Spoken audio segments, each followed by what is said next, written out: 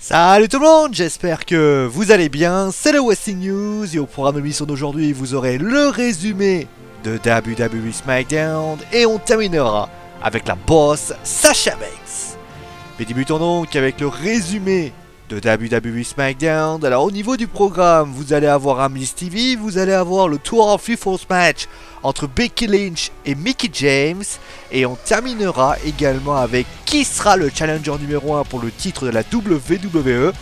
Est-ce que ça sera AJ Styles ou est-ce que ça sera Luke Harper? Réponse est bien à la fin du show où il y aura d'ailleurs un segment avec Bray Wyatt. D'abord on va commencer avec le Miz TV qui avait comme invité John Cena.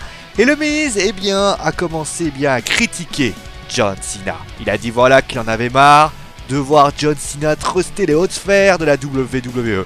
Le mec il est parti, il est un part-timers, et le mec il se chope des matchs de championnat, alors que lui il bosse comme un dingue, et finalement il n'a absolument rien. De toute façon, on connaît John Cena. Il est capable bien sûr de récupérer grâce à des petits contacts qu'il sait, il est capable de récupérer les lauriers du succès que le Miz mérite. Et d'ailleurs pour cette raison, qu'il a attaqué John Cena la semaine dernière, il a donc éliminé de la bataille royale. À ce moment-là, John Cena répond. Il répond tout simplement que le Miz, c'est un copieur, un imitateur. Le mec, il copie les prises de Ric Flair et de Daniel Bryan.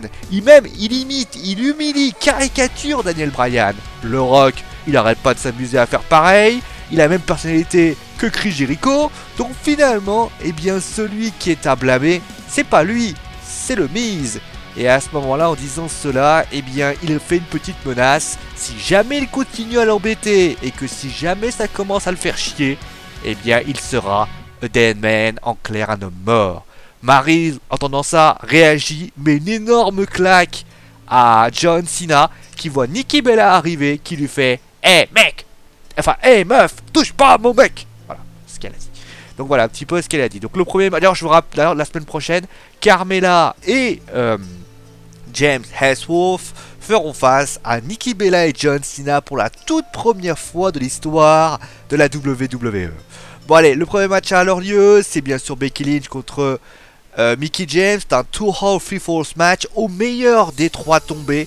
Score 2-1. 2-1 pour Becky Lynch, avec notamment les deux derniers tombés. Alors Alexa a essayé de l'aider, Mickie, mais ça soit un peu retourné contre Mickie James. Le prochain match, désigné de savoir qui serait le challenger numéro 1 pour le titre de la WWE. À ma gauche, nous avions vu phénoménal AJ Styles. Et à droite, nous avions l'ancien membre de la Wyatt Family, Luke Harper. Et il s'en est pris à deux fois, il s'en est repris. Ça a été dur, ça a été compliqué. Victoire tout de même de AJ Styles avec un 450 splash. Alors pourquoi je dis deux fois? Puisque la première fois, il avait fait un phénoménal forearm. Malheureusement, il a le pied dans les cordes et Shane McMahon est venu relancer le match. Et à ce moment précis, que s'est-il passé? Il s'est énervé AJ, le pied dans la corde, s'est trouvé en coup de pied dans la tronche puisque Luke Harper a mis un super kick à Shane. AJ Styles a profité de la situation pour porter son 450 splash, emballer ses pesées, et donc AJ Styles affrontera bien Bray Wyatt à WrestleMania. Et on termine donc avant le fameux segment avec Bray Wyatt. Nous avons donc eu le Dean Ambrose qui était là pour un petit peu provoquer. Dean Ambrose qui est venu, il a vu Baron Corbin arriver, un petit segment. Voilà, tout simplement, je pense qu'il y aura bien sûr le match pour l'Ultracontinental. Apollo Crews, lui, a perdu contre Dolph Ziggler avec un match de chaise. Et donc vient le moment qu'on vous attendez tous. Que pense Bray Wyatt de son nouveau challenger? On rappelle, Randy Orton n'est pas un challenger. Il a refusé d'affronter Bray Wyatt. Mais pour Bray Wyatt, la réponse est claire. Cet homme, AJ Styles, est un homme. Là où Bray Wyatt, lui, est un dieu. C'est alors que Randy Orton apparaît sur le Titantron. Il est chez Bray Wyatt à ce moment-là. Et là, il répond de manière très froide, très psychologique, très psychopathe. Il dit qu'il n'a jamais voulu être un Wyatt.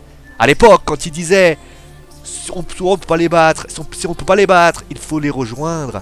La phrase a changé. On doit les rejoindre, mais surtout, on doit les trahir. Et à ce moment précis, il parle de Sister Abigail, qui est décédée bien sûr. Il parle de ses os. Il prend un bidon d'essence, asperge littéralement toute la ferme, toute la maison de Bray.